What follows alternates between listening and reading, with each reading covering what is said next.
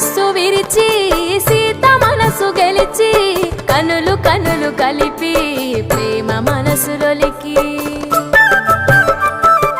పూలవాన కురిసి నింగి నేల మురిసి ఊరువాడ తరలి ఉత్సవాలు జరిపి